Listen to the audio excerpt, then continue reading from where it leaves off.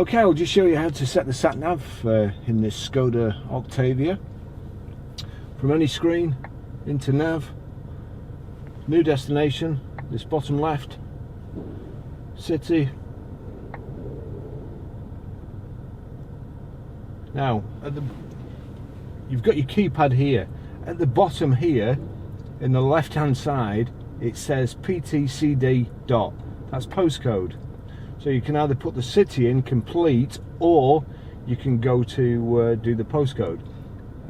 Now we need to touch ABC to go on to the letters first. So we're Grosvenor Garage, Chorley Road, Wantleydale, Preston, PR5. Now the first two letters, obviously, then you have to click the numerals.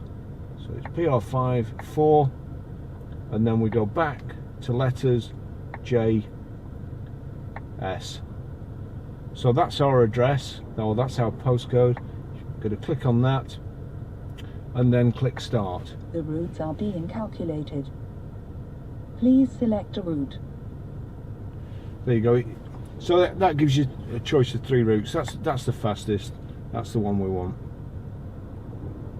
Now turn right into the destination road. So that's it. Real easy system to use.